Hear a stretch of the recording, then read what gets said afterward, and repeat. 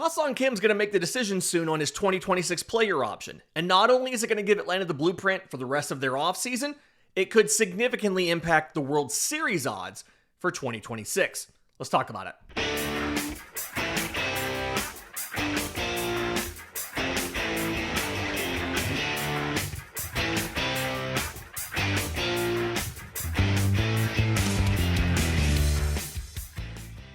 Yes, welcome on in to Braves Today for Thursday, October 30th. Your source for news, notes, and updates on your Atlanta Braves. I'm your host, Lindsay Crosby. You can follow me on social media at Crosby Baseball. You can follow the show on X, Braves_today. We have a Facebook page and Instagram as well. And you can find all of my written work, bravestoday.com. That's the Braves Today Substack, as this is both a podcast and a newsletter. Something in the newsletter that published this morning, I want to talk about the offseason and how Ha-Seong Kim is kind of the linchpin here, right? His $16 million player option to decide on, and what he does is going to impact what Atlanta's able to do in other areas. So we're going to go through the three different options that this could end, and why each one is or isn't likely. But before we do that, we are proudly part of the Believe Podcast Network and presented to you by FanDuel, and they just put out World Series odds for 2026. The 2025 World Series is down to, technically it could be one game, probably two games back in Toronto. Friday and Saturday going to be really fun. Just no better words in sports than a Game 7. But they have the odds out for 2026. And there's a couple interesting observations that I kind of want to share here. So those of you on YouTube, I'll throw them up on the screen. Those of you on audio, I'll make sure that I kind of, read and discuss these a little bit so that you know the actual numbers. But I don't think it's any surprise the favorites go, as of right now for 2026, Los Angeles Dodgers at plus 340. Feels pretty obvious. They're going to habitually be the World Series favorites for the next couple years. And you'll remember Atlanta was one of the favorite teams last year. I think in some places had them actually over the Dodgers. So a lot of places had them below the Dodgers, but they were second. Second on this list at plus 700 is the New York Yankees. I had a little bit of question there. That feels a little premature to me. They just have so many questions about pieces. They're losing at first base. They're losing Paul Goldschmidt. They're losing reliever Luke Weaver. They're losing a lot of closer Devin Williams, center fielder Trent Grisham. Center field's on a great position to fill. I've talked about this before. I think they're best if they move Jazz to center, but we'll see what happens. So, they're losing some pieces, but they're also getting some guys back, right? They should be getting Garrett Cole back sometime early in the year, so that rotation should be pretty decent. They still have Aaron Judge, obviously. I can see them being up there. Second best, I have a question with. Two NL East teams here. I'm going to skip them real quick. Seattle Mariners plus 1,200. Okay. Feels like they kind of overperformed this year. They really relied on the Stars. Outside of the Stars playing like Stars, they weren't that good of a team. They really weren't. The pitching struggled more so than you would have expected. The defense was not good. The base running was not good. The bottom of the lineup was bad. I don't know if tied for fourth best odds is where they should be. There's two AL teams here before you get to Atlanta. Plus 1,400 for the Astros, plus 1,700 for the Red Sox. Astros feels a little high. Red Sox, sure, okay. And then the Braves are tied with the Blue Jays at plus 2,000. Fourth best odds in the National League, because I skipped the Phillies at plus 1,000 and the Mets at plus 1,200. And I know that this is not just based on who you have returning and who you don't, right? It's also based on performance of the guys on your roster. But it really feels odd to me that the Phillies and the Mets are not only higher than the Braves, but so much higher than the Braves when you look at the roster situations of each team. So let's talk about the three. Let's talk about Philly at plus 1,000, New York at plus 1,200, and Atlanta at plus 2,000. Because Philly at plus 1,000, Zach Wheeler should be coming back from his season-ending surgery. there is a lot of unknowns here with this. Thoracic outlet is not necessarily just a simple thing you always come back from. I think there's a big unknown there. They'll still have Trey Turner. They'll still have Bryce Harper, who we heard Dave Dombrowski's comments. He wasn't elite last year. He took offense to that. They'll have Aaron Nola back. JT Realmuto is a free agent. He'll be 35 next year, and they don't really have anybody to replace him. They're going to have to re-sign JT Realmuto or make a trade for a catcher. They are just not prepared to replace JT Realmuto. Nick Castellanos is owed $20 million. They want to get rid of him. Word is they're either going to trade or cut him. Kyle Schwarber is a free agent, and they paid him $20 million in 2025. They're going to have to pay him more than that. He was on a 4-year, $79 million deal, and I'd argue, I haven't checked this, I'd argue he outplayed it. So there's another big thing they're going to have to come out of pocket on. Taijuan Walker's owed $18 million. You don't really love that deal. He was in the bullpen a lot, was not great. Max Kepler, free agent. They don't care about that. Jordan Romano. It's very hard for them to get good relievers, so that's going to hurt a little bit. Matt Strahm went back. Harrison Bader has a mutual option for $10 million, and mutual options are never picked up. He was really, really good when they got him after the trade deadline, or at the trade deadline. But they need to bring him back, especially if Castellanos is gone. They need to bring Bader back. So you're looking at now, you got to re-sign Realmuto, you got to sign Schwarber. You'll definitely have to give Schwarber a pay raise. Realmuto, you may or may not. Bader's probably going to need more than that $10 million. They'll lose David Robertson. They have a club option on Jose Alvarado. They probably don't pick that up because of the PED suspension. And then they're losing, Ranger Suarez as well, who's a free agent for the first time in his career. It feels like, yes, the core is there, right? Turner's there, Harper's there, but you're losing a lot from a team that was already pretty old. Like, this was already a veteran-laden team. And so having them as the third best odds right now, to me, either assumes they're going to sign a bunch of those guys back or they're going to make big splashes in winter. And third best odds feels a little bit high to me. You go to the New York Mets, the picture here makes a little more sense, right? They're going to lose Pete Alonso. They may re-sign him, they may not. He's already said he's going to opt out. Okay. Starling Marte is a free agent. I think they probably let him go. Frankie Montas probably picks up his player option for $17 million and they're stuck with him. AJ Minter has a player option for $11 million. He probably picks that up himself. Jesse Winker's gone. Ryan Stanek's gone. Griffin Caning's gone. Those are all free agents. Brooks Raley has a club option they may or may not pick up. Drew Smith has a club option, is probably gone. And then they have a couple arbitration guys who are hitting free agency. Tyler Rogers, Gregory Soto, Ryan Helsley, and then Cedric Mullins. I feel better from a roster perspective about the Mets being plus 1,200 than the Phillies being plus 1,000. Because the Mets aren't losing as many pieces. Now, granted, they still have a pretty weak rotation. They still need to add they probably need to add a big name starting pitcher or two. They've got to figure out how to replace Pete Alonso's offense at first base.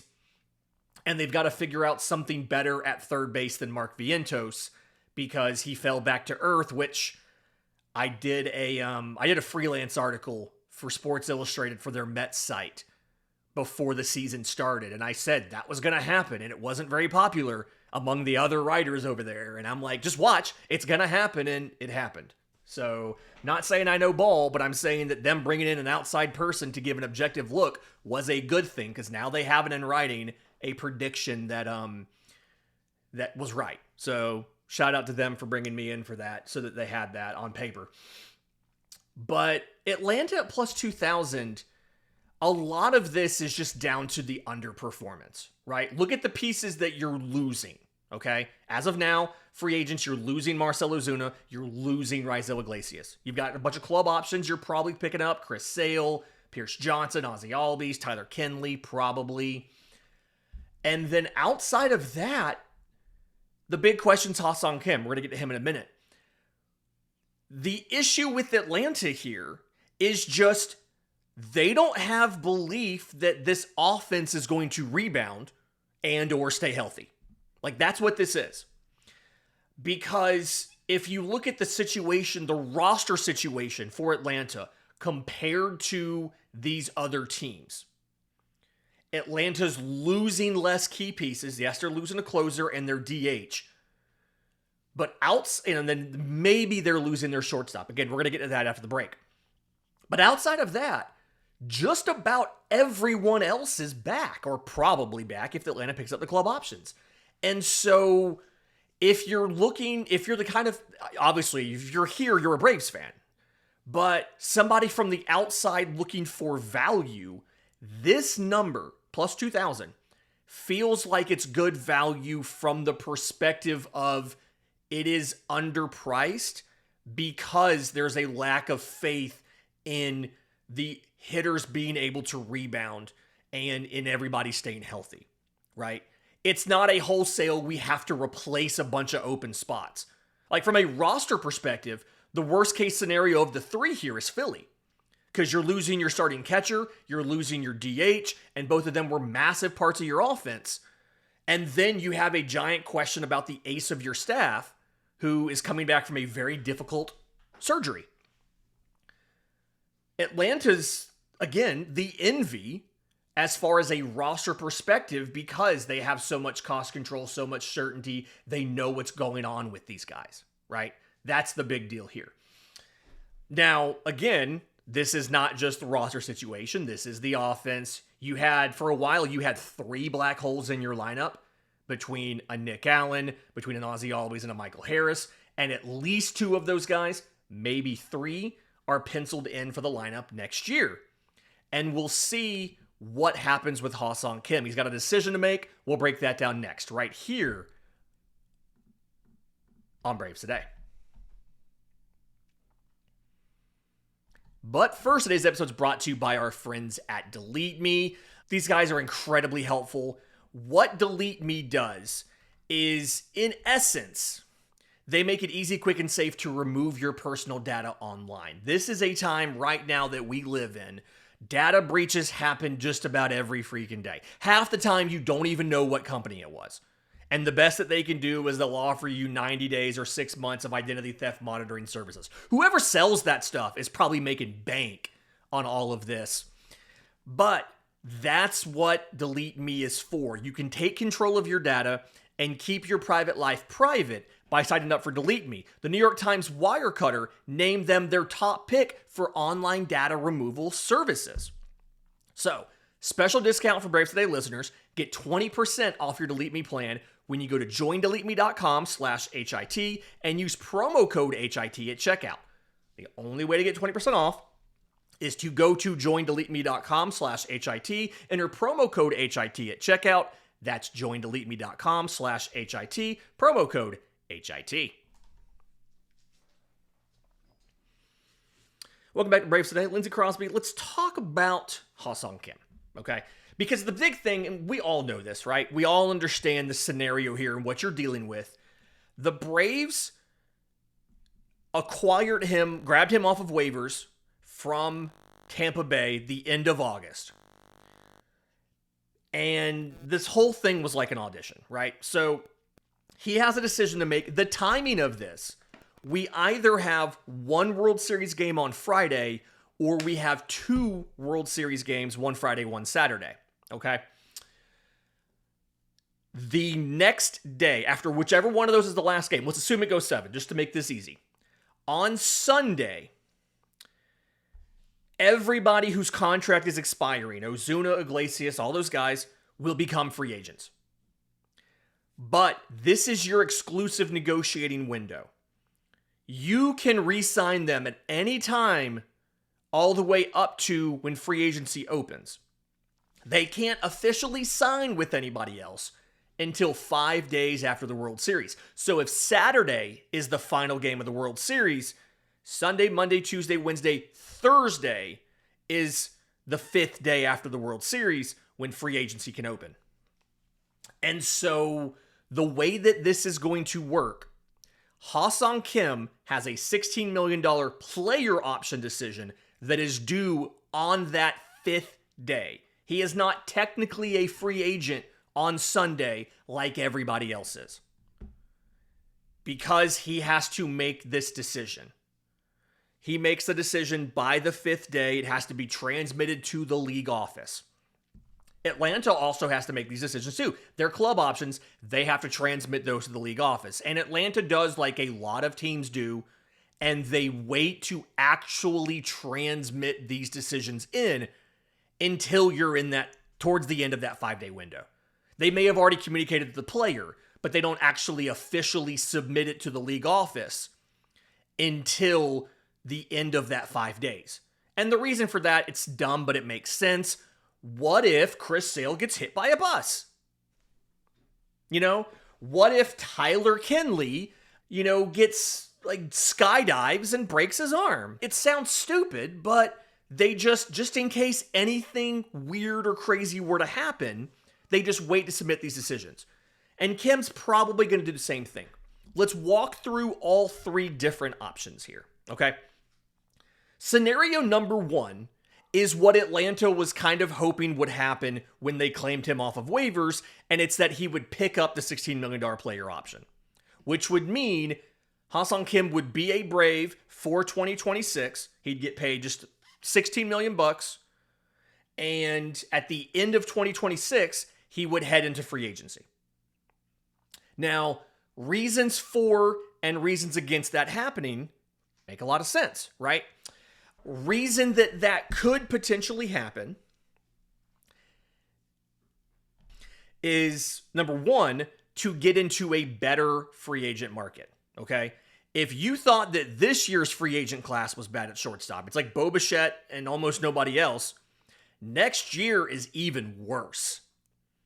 Because instead of having a headliner in Bo Bichette, it's a headliner in J.P. Crawford, which, nothing against J.P. Crawford, he's fine. He'll be headed into his age 33 season after coming off of another season with Seattle where he was good, not great.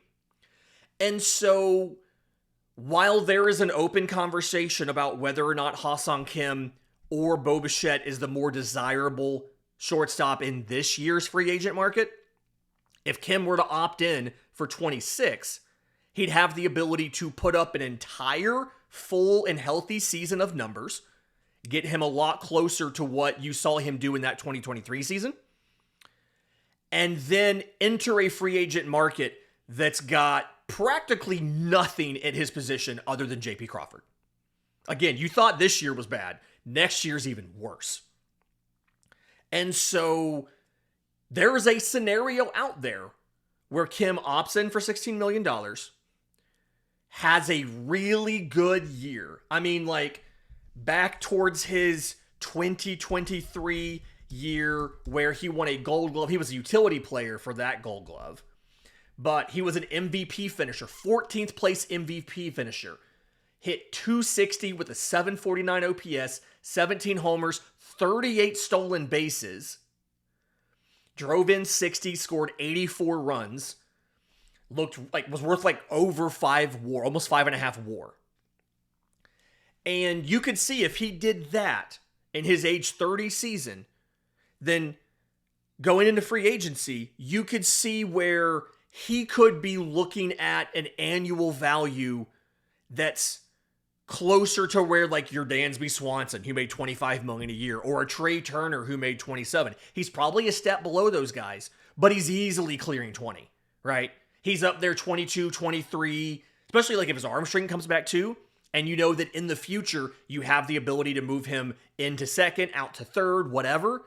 You have a lot of versatility with him because the arm strength's back. You could see a scenario where he just got what made bank next offseason. The flip side of this is there's a couple obvious reasons why he would not want to enter that free agent market. The first one is the fact that he is currently, this season, ineligible for a qualifying offer. A reminder here, a qualifying offer is worth the average, the mean salary of MLB's 125 highest paid players. And the two rules on if a guy qualifies for a qualifying offer or not. I shouldn't say qualifies. If a guy is eligible to receive a qualifying offer, there we go. Rule number 1, they cannot have gotten a qualifying offer before. So if they've gotten one in their careers, you cannot give them one. Number 2, that player had to spend the entire season in your organization. So Ha-Seong Kim is not eligible for a qualifying offer from the Braves because he did not spend all of 2025 in Atlanta. He was in Tampa Bay. He was waived and picked up by the Braves midseason. They have that rule in there so that teams don't trade away qualifying offer guys just so that the new team can get the draft pick, right? Get a better return, and they get a draft pick for using a guy for like 2 months. Okay. The value of the qualifying offer this year is $22.025 million. It probably ticks up a little bit next year after this free agent cycle. Kyle Tucker probably boosts that up a little bit, but it's still like it's $22 million. And if Atlanta gave Ha-Seong Kim a qualifying offer, and if he declined it, which he has like 15 days to pick. It's not just that 5th day after the World Series. He has like 15 days to pick.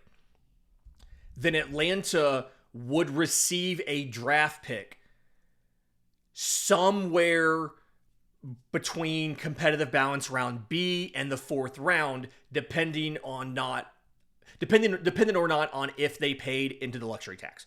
Atlanta would receive an additional draft pick, right? And you can trade compensatory draft picks. That's fun too, by the way. If you sign a player with a qualifying offer that declined it, and you're a team that paid into the CBT, which Atlanta was not this most recent year, so they can sign a qualifying offer guy. If you are a team that paid into the competitive balance tax, you lose your 2nd and 5th highest selections in the draft and $1 million from your international bonus pool. If you did not pay into the CBT, like Atlanta, but you did not receive revenue sharing, which Atlanta does not receive revenue sharing, you would just lose your 2nd highest pick and $500,000 from your bonus pool. So a team signing Ha-Seong Kim not only would have to pay him the money, and he would want more than $22 million because that's what the qualifying offer is worth, they would also lose a draft pick to sign him. So it would dampen his market. There are some teams that just don't sign qualifying offer guys. Under Alex Anthopoulos, the Braves have done it exactly one time, and it was to get reliever Will Smith. And they technically won a World Series with him, so you could argue it was worth it, but it's not. There's some organizations that'll never do it. There's some organizations that seemingly don't care, and then there's some that they'll do it for the right guy. But it does suppress the market a little bit. So there's a reason right there why Ha-Seong Kim might not want to do that. In just a minute, let's talk about the 2 scenarios if he declines the player option. Re-signing with Atlanta or going somewhere else, and why each one of those could happen. We'll do that next, right here on Braves Today. Final segment of Braves Today here on Thursday. Let's talk about if Ha-Seong Kim declines the player option. You got 2 scenarios in this case. Scenario number 1 is that the Braves negotiate and sign him to a long-term deal. It could be in the exclusive negotiating window. It could be in the open market. But scenario number 2 is Atlanta signs him to a long-term deal. When he spoke to Korean reporters in South Korea last month, this month? I think it was this month, actually. Beginning of this month. He told them that he, quote, enjoyed playing baseball in Atlanta, more so than in Tampa Bay. Some of that was his health, but he enjoyed playing baseball in Atlanta. And Alex Anthopoulos told us when he claimed Kim off of waivers, that final month with Ha-Seong Kim here was, in essence, the team paying the prorated portion of his salary, which was like $2 million, for a recruiting visit. They wanted him to get to know everybody, to spend time in the town, spend time around the team, so that he would either want to re-sign or they would have a leg up in free agency negotiations. The quote here from Anthopoulos, Quote, I always believe comfort and familiarity can only help, especially having been here and lived here and had multiple players tell me how much they love playing here and being here. I feel this is an asset. Truist Park is an asset. The fan base is an asset. Our clubhouse culture is an asset. Our managers, coaches, ownership group, management is an asset. So I think whatever exposure they get to that, maybe it can break a tie. So the reason why he might sign with the Braves long term, if he declines the player option, is that comfort and familiarity. I reached out to the Atlanta Regional Commission about some of the demographic stuff, because people have said there's a big Korean population in Atlanta. They told me that Atlanta's Korean population is the 7th largest of any major city in the country. And a lot of those Korean residents live north of the city. They're in Cobb County, they're in DeKalb County, they're in Gwinnett County. And so when you're north of downtown, right, you're outside the perimeter and all that stuff, there's a lot of north, there's a lot of Korean-owned businesses or Korean-oriented businesses, upscale grocery stores, all that kind of stuff, catering specifically to the Korean population, which again, Atlanta's is the 7th largest in the country. So between knowing the team, the clubhouse, and hopefully having an opportunity in that month and change he was here to get to know the city a little bit more, that would be the reason that Ha-Seong Kim could potentially sign a long-term deal with Atlanta if he declines the player option. And when he was talking to the media in Korea, he did say that the Braves, the translated quote that I had was making some movements towards a deal. But he did not go into specifics. So we don't know, did they discuss a framework? Did they make him a formal offer? We don't know any of that stuff. But he admitted that they did discuss some of that. But there's another scenario here, right? There's another scenario, and it's him signing somewhere else.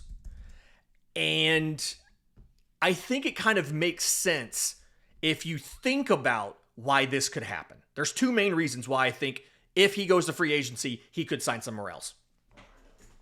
Is number one, money.